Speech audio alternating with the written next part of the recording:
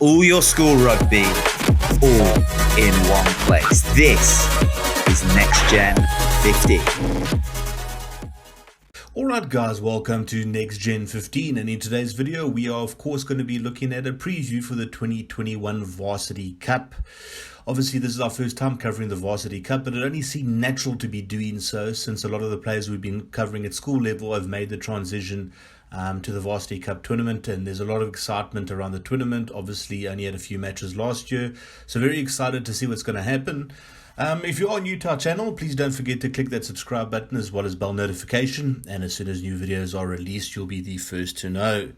So, topics for discussion today. In the first part we're just going to be looking at the regions, where these guys came from and all the rest of it. Obviously it takes some time to do these kind of videos, guys, so there have been players added to the database, but I do believe we got the vast majority of the players added to the list. Then we're going to look at what schools the players come from briefly. Then we'll get into the team previews, followed by some predictions, and then obviously just closing up. So let's just start with the regions so far. So over 400 players were looked at, and you can see the vast majority come from the Western Cape with 105 players.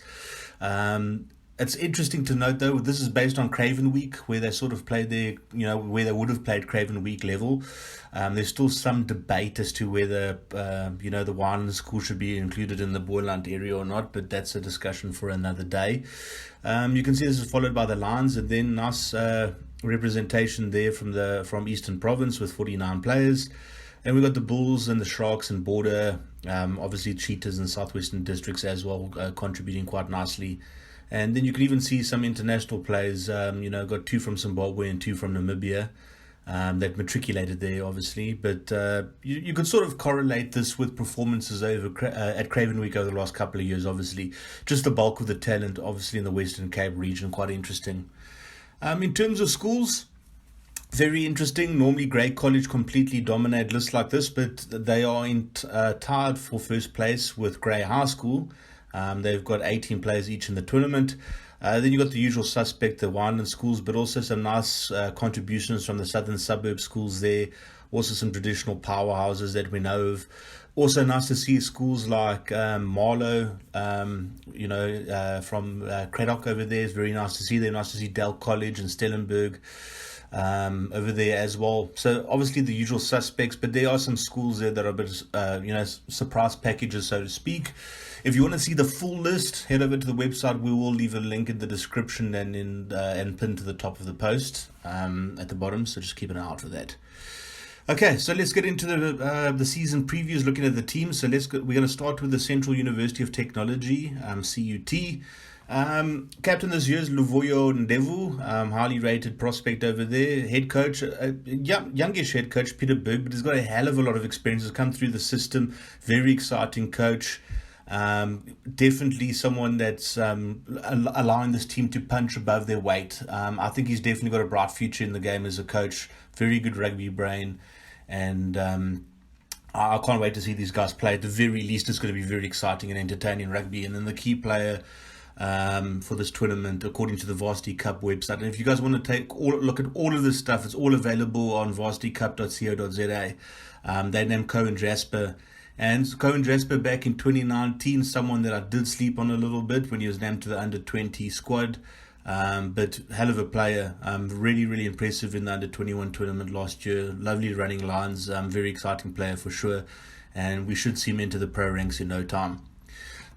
Historically, their best finish is 6th place, but there could be an improvement this year. Only the one SA Schools player. That based in Bloemfontein, which is obviously a Cheetahs catchment area, not a massive university, 20,000 students.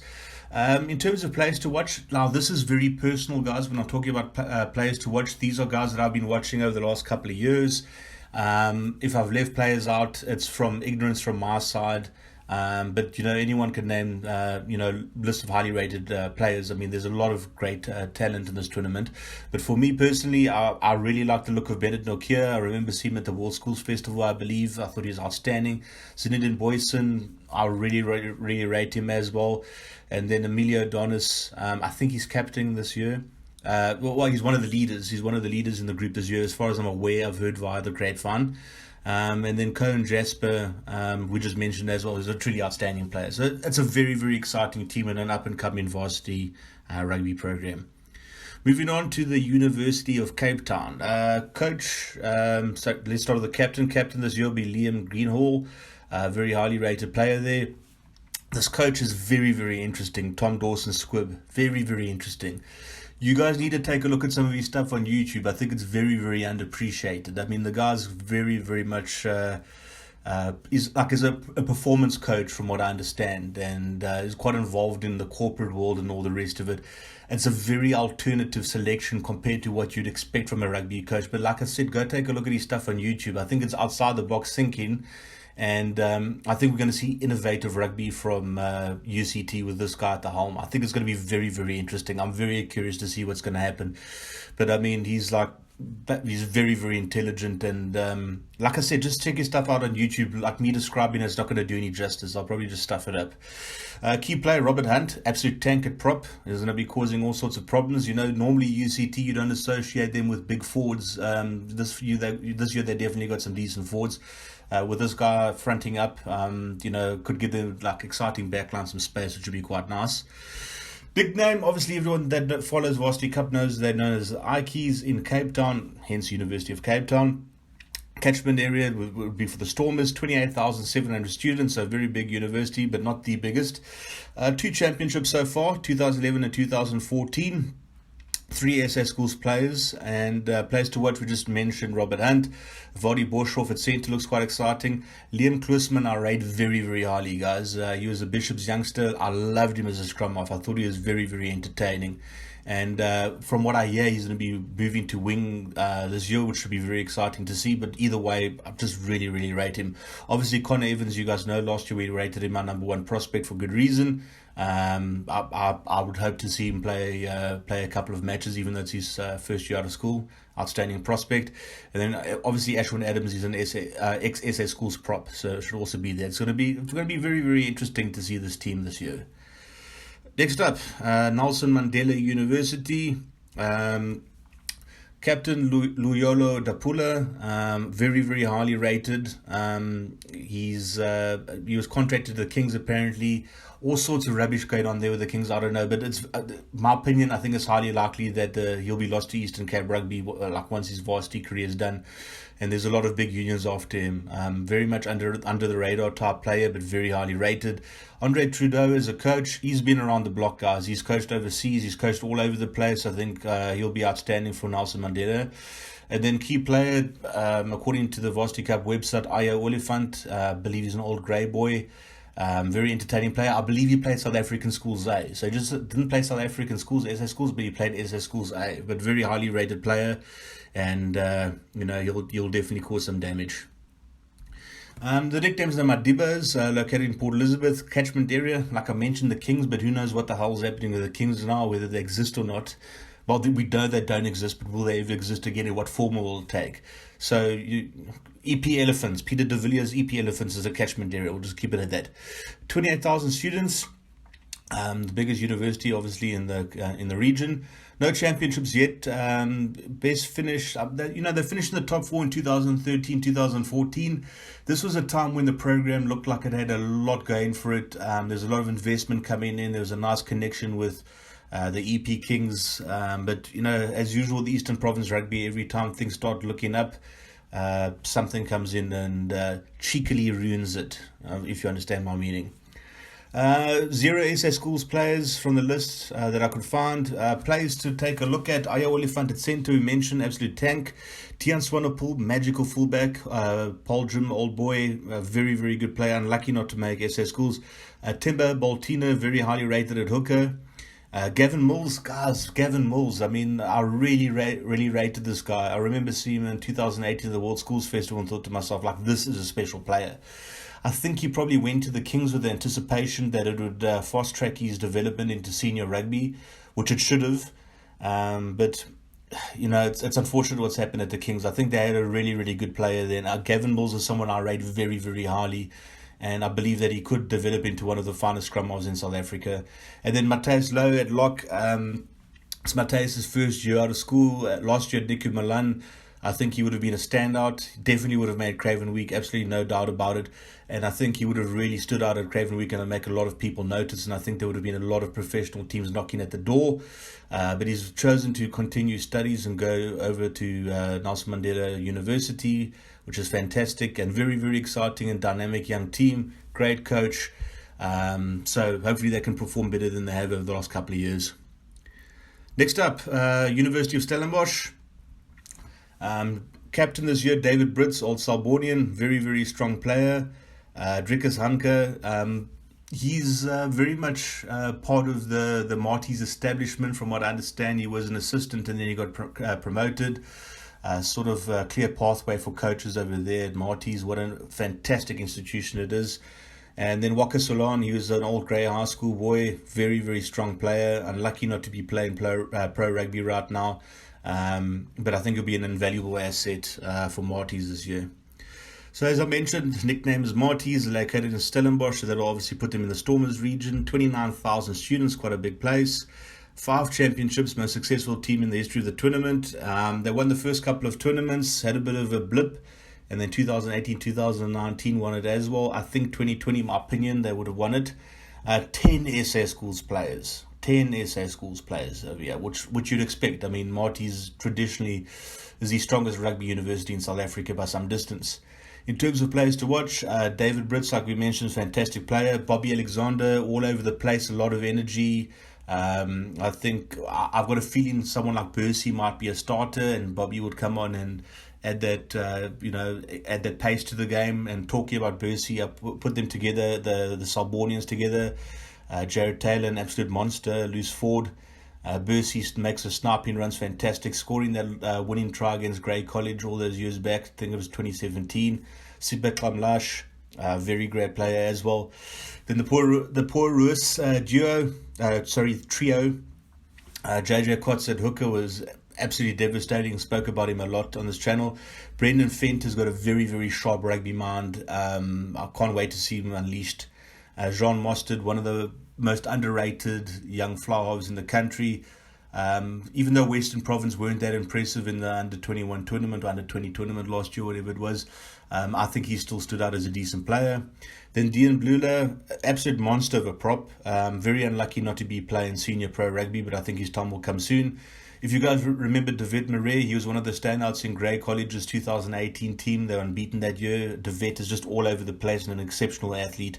And of course, Mike Movovana, what an outstanding wing. I would expect him to be in the top half of the try-scoring charts this year. He's just an absolute try-scoring machine, this guy.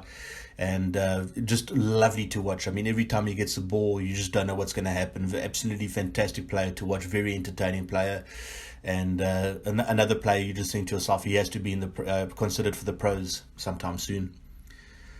Then University of Pretoria, Sango Klamlash will be the captain, and then the key player David Kutzer. So the reason why I grouped those two together is, they're representatives from the Eastern Cape. Both of them went to Selborne as well, I believe. So it's nice to see a lot of Eastern Cape connection in these teams. Shows you that there's a lot of talent in that region. Nico Lewis is the coach. He's also been around the block. He was an ex-pro player as well. A very, very big man. Commands a lot of respect and highly rated amongst the Bulls coaching structures. So very interesting to see what he'll be able to do with the team this year. So the nickname's Tuks, obviously based in Pretoria. Catchment area is the Bulls. 53,000 students so far. 3 championships. 2012, 2013 and 2017, 2 SA schools players. In terms of players to watch, keep a close eye on Devil Donald. He's an absolute monster at prop, guys. Doesn't take any crap from anybody. Really likes to play a physical game. Old school prop. Love seeing him in the scrum. Just absolutely devastating. Loris van der Schyff, one of the most underrated and underappreciated young backline players in the country. It's a shock to me that he's not a regular in the senior ranks yet, but his time will definitely come. Henry Siegel is also highly rated. Great to see Tarquin Manuel there from Stellenberg. He was obviously signed to Eastern Province and then moved over to Tuks. He's a very exciting player as well. Lethal pace, great stepping. To make SA schools and be from a smaller school like Stellenberg, even though their rugby program is improving a lot, just says a lot. Then Xander Duplessis, this guy in 2018, I was shocked he wasn't in the reckoning for SA Schools. I think he could be fantastic at fly off or fullback or wherever. I just think he's got X factor. He's just a player that's got that X factor. Very, very high rugby IQ, and his ability to kick for poles, his goal kicking is just amongst the best. It's just on another level. And then other players also to keep an eye on: Stefan Kutsia, obviously, and Jakub Seidner. But Tuks are looking very strong, definitely. Then Northwest University, very strong program over there. Lincoln Daniels will be captaining the team this year. Highly rated figure over there. Then Coach Andre Pretorius. Nice to see players of his caliber giving back to rugby. Now, Andre was one of the most underappreciated fly halves, I believe, in South African rugby for a long time. For me, I don't know what was happening in Jake White's mind when they started the Jaco van der Westhuizen and not Andre Pretorius when his reign started. But yeah, he was just a different kind of fly half. South African traditional fly halves generally a lot of kicking, not making a lot of sniping runs and all the rest of it. And Andre was definitely ahead of his time. And from what I hear as a coach as well, ahead of his time.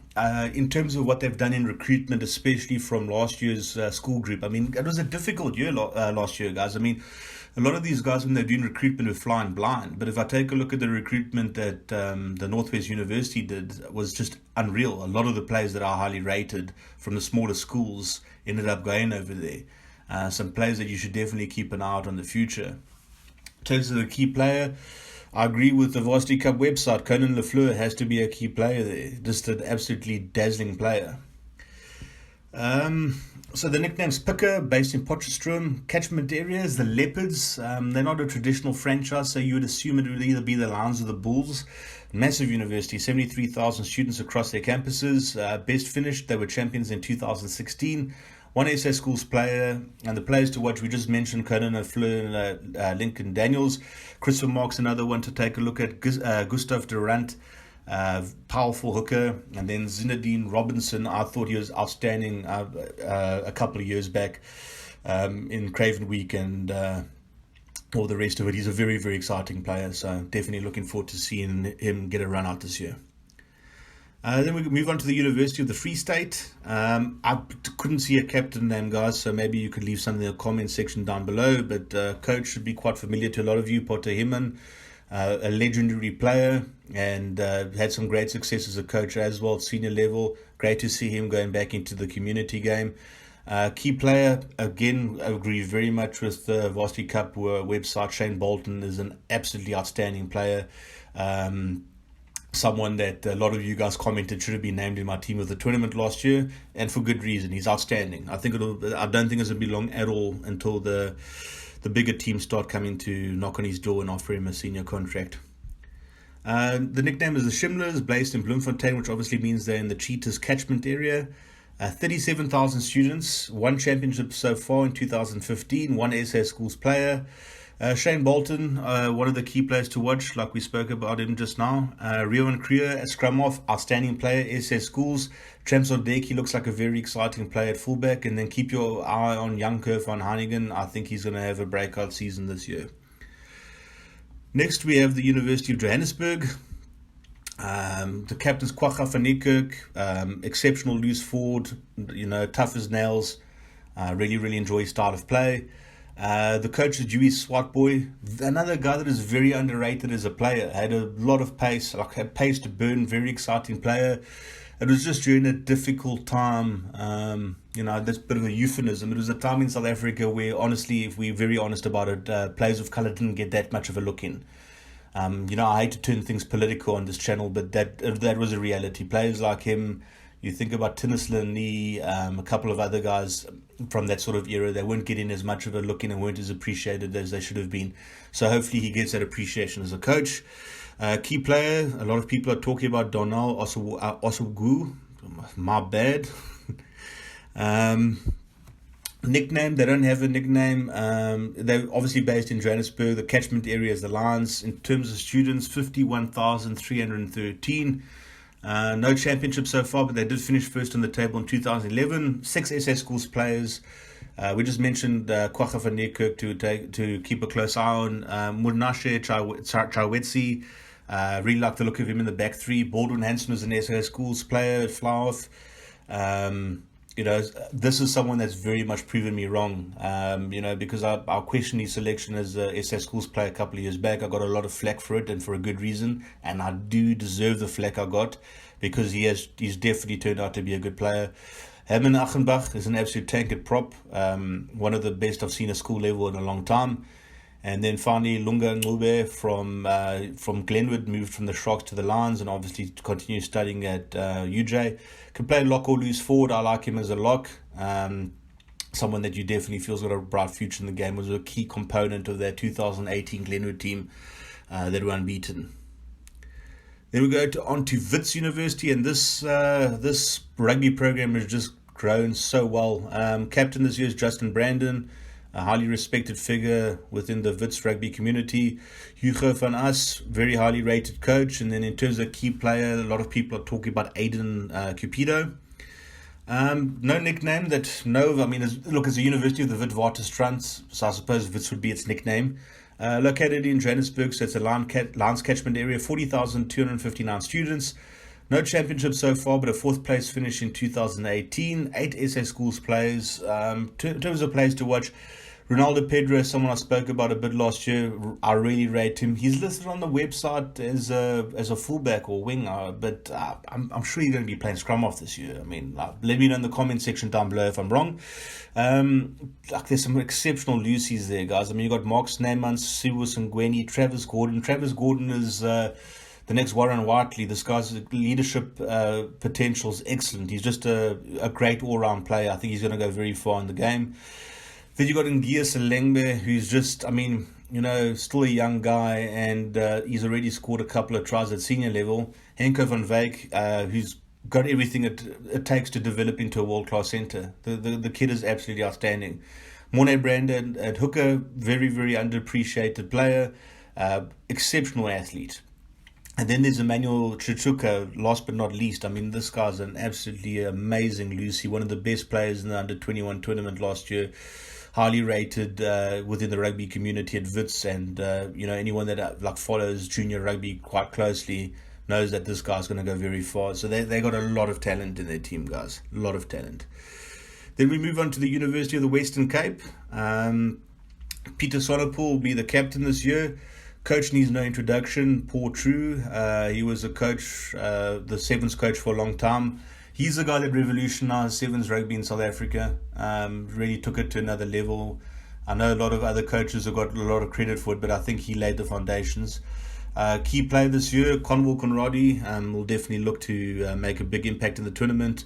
Plays with a lot of flair, a lot of pace. Looking forward to seeing how he goes.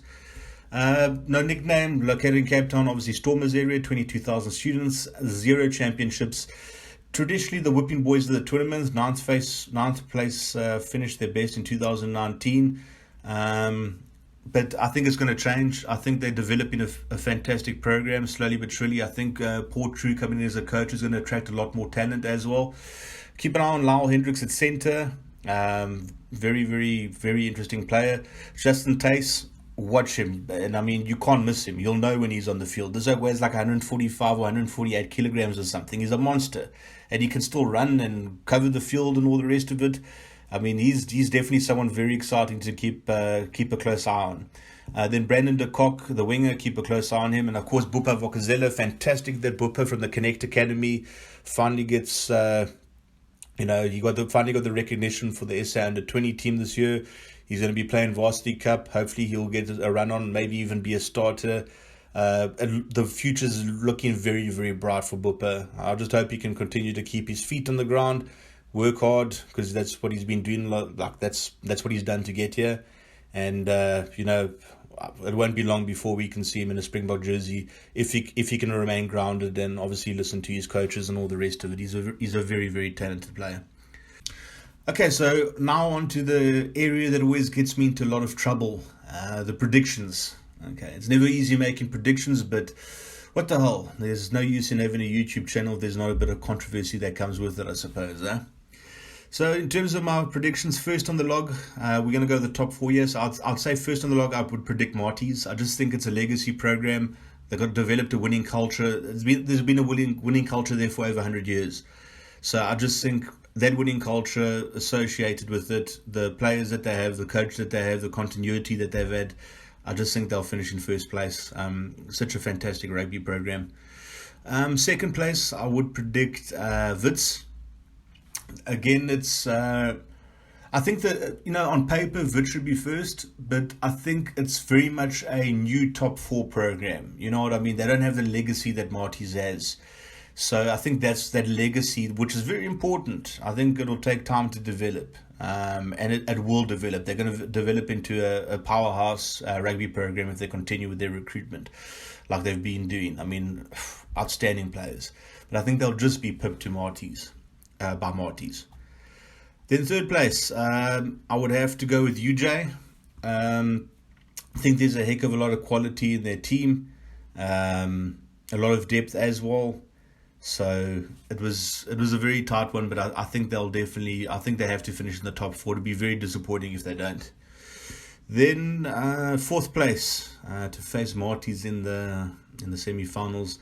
It was a tough one, guys. I was thinking between two universities, but I've gone with Tuks.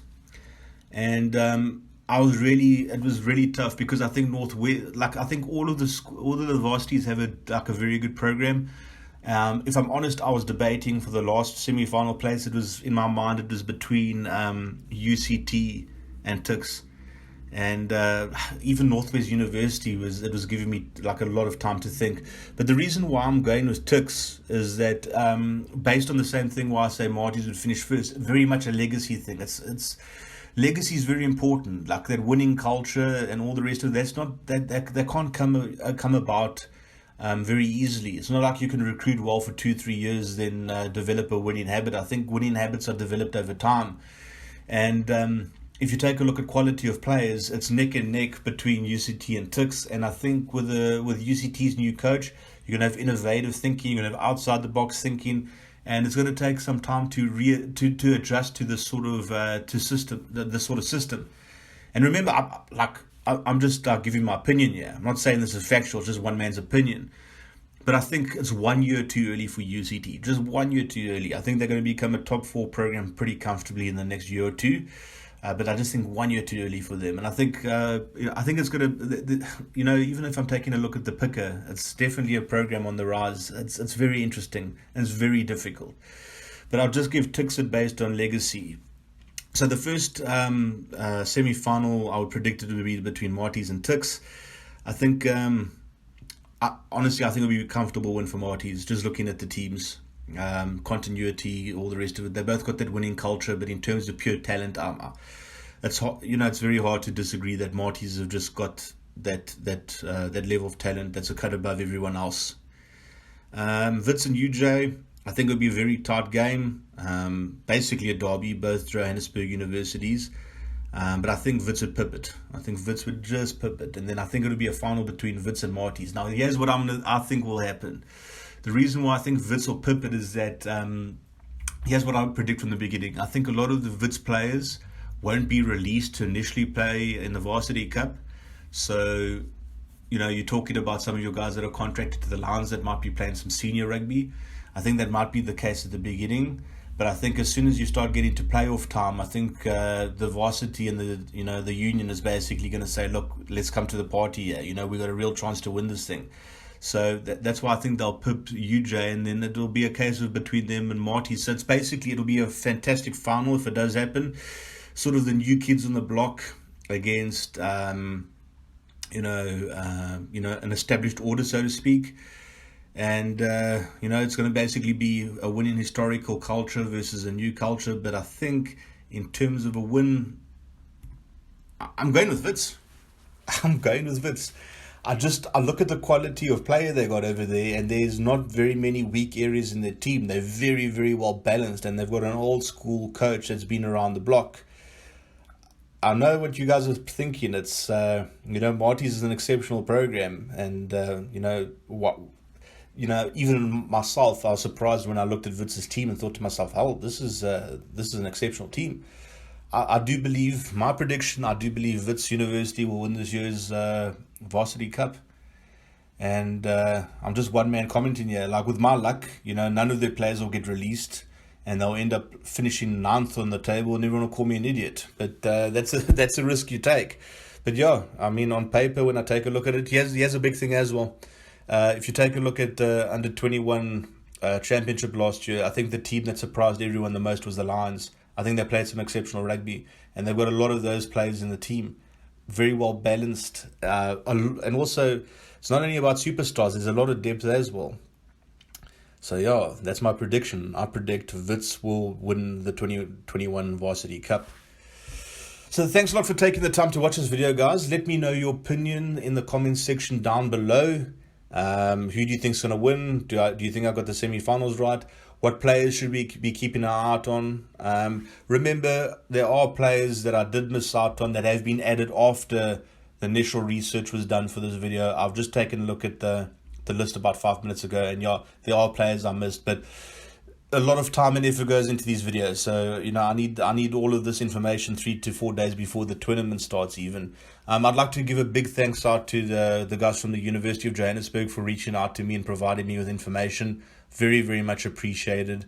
Means a lot. And that's not why I predicted them to get in the semi-finals.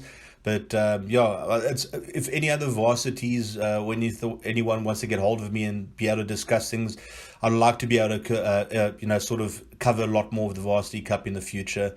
I think Grassroots Rugby wise, it's fantastic content, and it's a hell of a tournament. And if we take a look at the balance of the teams, I think my criticism of the Varsity Cup in the past was that you had like guys in their mid-20s playing most of the positions. Now I think it's going to be a lot more balanced. You're going to have a lot more young players in there. That's what's going to make it a hell of an exciting.